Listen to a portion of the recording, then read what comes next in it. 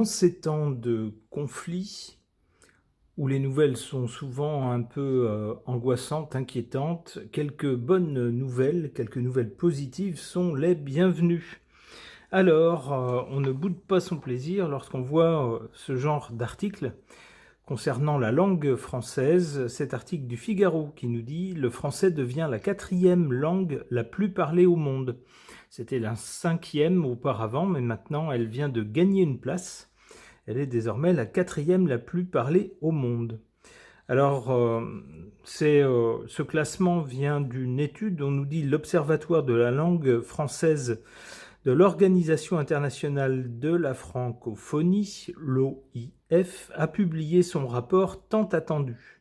L'édition 2026 de la langue française dans le monde, que la secrétaire générale de la francophonie a officiellement présentée à Québec ce lundi 16 mars, dresse un état des lieux des plus vivifiants concernant la langue française.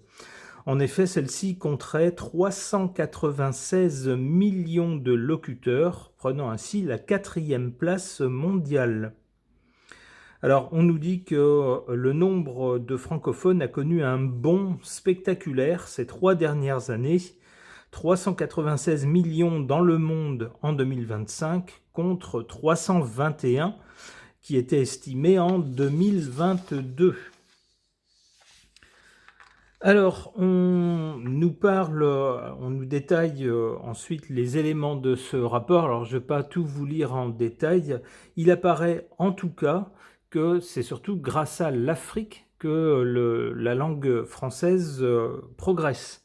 On peut dire un grand merci à nos compatriotes de langue, on pourrait dire, je ne sais pas comment on pourrait dire ça, nos collègues francophones d'Afrique. Merci beaucoup. C'est ce que nous dit ce paragraphe. L'Afrique est le véritable épicentre de la francophonie. Et le déplacement est massif. 65% des francophones vivent aujourd'hui en Afrique. En 2050, selon le scénario de référence, il y aura 590 millions de personnes qui parleront le français, dont 9 sur 10 vivront sur le continent africain. Alors voilà donc des nouvelles de notre langue française. Alors c'est pas seulement une langue qui sert pour la culture, c'est une langue qui sert également pour les échanges économiques, c'est ce qu'on nous dit un peu plus loin. C'est une langue qui sert à véhiculer des tas de choses, ça peut être aussi une langue de droit et une langue également pour tout un tas d'institutions. C'est donc important. Alors je voudrais interroger les cartes au sujet de la francophonie pour voir quel scénario elle dessine. J'interroge le tarot de Marseille.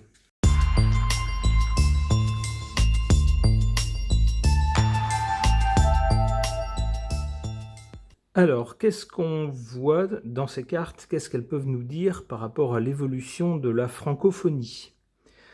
On peut y voir, surtout ici dans le passé, avec cette carte de la justice, moi j'y verrais plutôt les institutions qui vont avec la justice.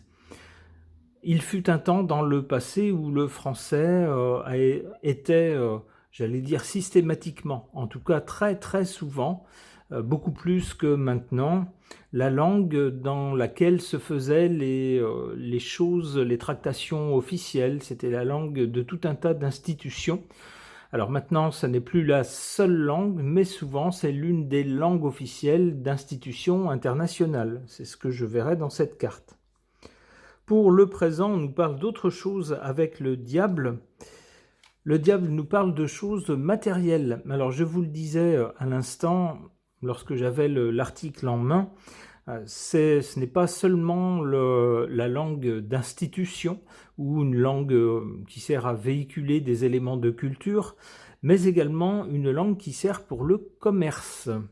C'est là qu'on rejoint cette carte du diable qui, lorsqu'elle est bien aspectée ou lorsqu'elle est à prendre dans un sens favorable, pourrait nous parler des choses matérielles et donc de l'argent. Alors, dans l'article, on nous dit que c'est une langue qui est utilisé donc pour les transactions et entre autres les transactions internationales, mais pas seulement, des transactions également régionales, en Afrique par exemple, beaucoup, et que la part représentée par les transactions qui sont effectuées en français n'est pas négligeable, elle est de l'ordre de 20% des transactions mondiales, de l'ensemble des transactions mondiales. Alors qu'est-ce qu'on voit du côté de l'avenir? Eh bien avec le chariot, c'est une chouette carte, puisqu'on a une carte qui renverse les difficultés pour aller vers la victoire. Avec le chariot est une carte dynamique, une carte énergique, où on va de l'avant. Et s'il y a un obstacle ou un mauvais passage, eh bien on donne un coup de renne pour passer, pour renverser l'obstacle et pour passer. C'est une carte plutôt qui va vers la réussite.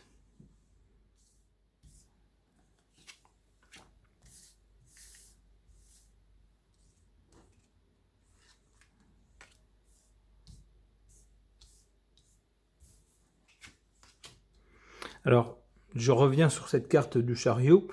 La carte en elle-même nous parle de réussite ou de quelque chose qui arrive à surmonter un obstacle ou qui réussit.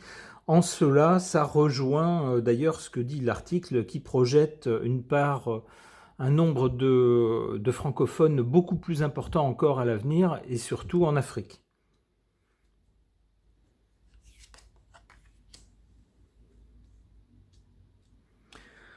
En carte défavorable, l'étoile.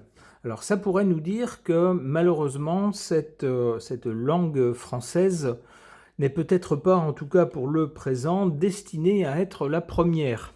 En effet, on a d'autres langues qui sont très importantes, très répandues. Alors d'abord l'anglais. L'anglais c'est très très répandu pour communiquer surtout de pays à pays. Je suis pas sûr qu'il y ait autant d'anglophones, aussi peut-être plus, mais ça peut être à ramener avec des langues comme le mandarin par exemple, ou l'arabe. Alors l'arabe c'est pareil, on parle de l'arabe en général, mais il faudrait examiner chaque variante d'arabe. Ce sont des langues très importantes et qui touchent plusieurs pays également. Et donc, avec ce lot de langues, le français arrive malgré tout à trouver sa place, mais pas la première place. On est quand même loin de la première place, d'où cette carte de l'étoile qui est en position ici défavorable. En carte favorable, en revanche, cette carte de l'amoureux, qui nous parle d'une hésitation, qui nous parle de choix à faire. Et l'article nous dit bien que dans beaucoup de pays où une autre langue est la langue maternelle, eh bien le français est souvent pris comme seconde langue, et souvent étudié comme seconde langue. On nous parle bien d'un choix, et ici en position favorable.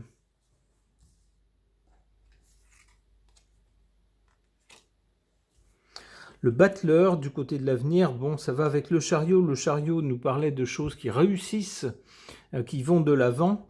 Et c'est associé à quoi avec le battleur? La jeunesse, les jeunes. Bon, c'est pas très étonnant lorsqu'on parle de l'Afrique, qui est un continent très jeune en moyenne d'âge de la population. Ok. Concernant la francophonie, l'importance de la langue française dans le monde, qui gagne des points ces temps-ci, c'est ce que nous dit un article récent. Qu'est-ce que les cartes peuvent nous en suggérer? J'interroge mon oracle du cinéma français.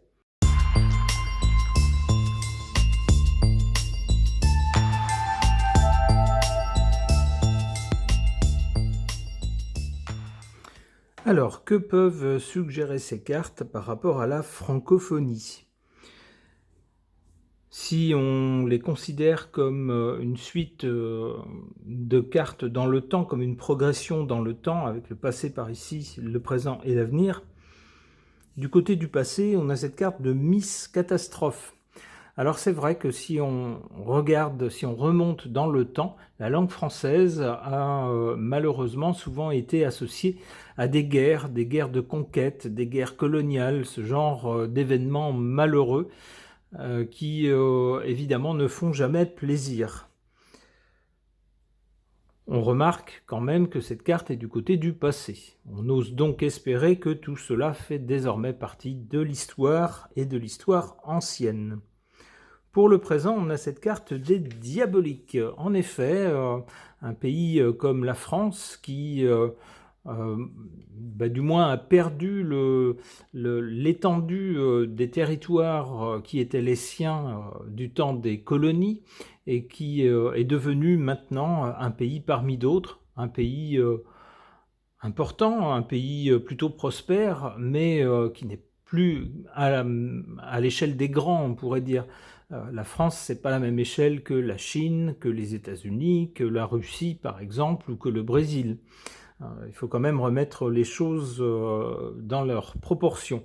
Eh bien, malgré cela, malgré le fait que ça se retrouve un pays plutôt moyen, qui, pour s'en sortir, s'entraide avec les pays environnants, c'est le sens du club des 12 étoiles, eh bien malgré cela, c'est un pays, la France, qui a réussi à maintenir sa langue dans tout un tas d'institutions, et c'est un pays dont la langue a, malgré le poids de l'histoire parfois malheureuse, a été adoptée par des pays qui jadis furent ses colonies, et qui depuis, bien sûr, ont pris leur envol, leur indépendance, leur envol, eh bien, qui ont gardé cette langue française et qui la façonnent d'ailleurs au fur et à mesure qu'ils la façonnent comme la leur, avec leurs expressions, leur accent, et ça devient leur langue plutôt que la langue de Paris. Eh bien, il y a quelque chose, je dirais presque de diabolique dans cette capacité à faire perdurer sa langue, du moins à faire durer son importance dans le monde, malgré le fait qu'au niveau puissance, maintenant la France est devenue plutôt une puissance secondaire, c'est ce qu'on pourrait voir. Alors en tout cas, cette langue, si je me fie à ces cartes, a plutôt un bel avenir devant elle, cette langue française, puisqu'on nous parle pour l'avenir de l'âge d'or, carrément. Eh bien écoutez, tant mieux.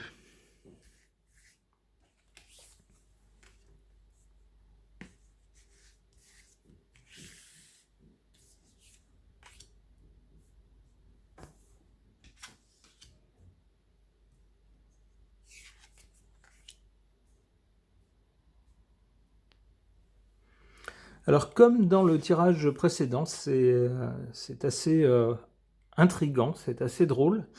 On avait l'étoile en position défavorable, et bien dans ce tirage-là, on a la bonne étoile ici en position défavorable. C'est-à-dire que au présent, les choses ne jouent pas vraiment en faveur du français qui deviendrait la première langue mondiale.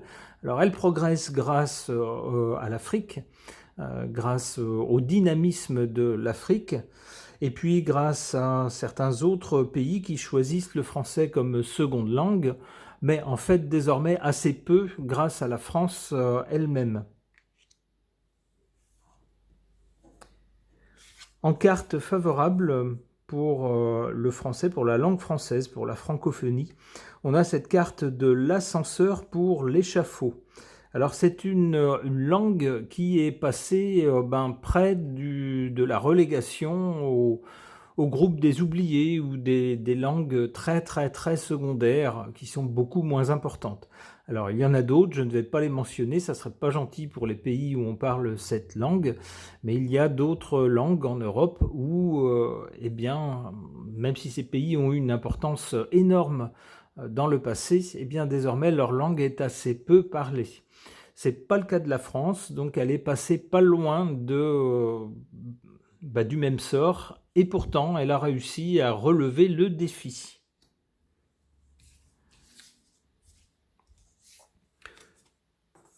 Une autre carte pour l'avenir, avec l'âge d'or, on a le choix. Alors on peut y voir un âge d'or qui non seulement sera porté par le dynamisme africain, mais également par le fait que certaines personnes, et c'est déjà le cas au présent, ça sera peut-être encore plus le cas à l'avenir, c'est ce que suggérerait la carte du côté de l'avenir, des personnes dont le français n'est pas la première langue, n'est pas la langue maternelle, choisiront justement d'étudier le français en seconde langue. C'est ce que suggère cette carte. Eh bien, ce n'est pas moi, français, qui les en dissuaderai, bien au contraire. Ce tirage est maintenant terminé, merci de l'avoir suivi.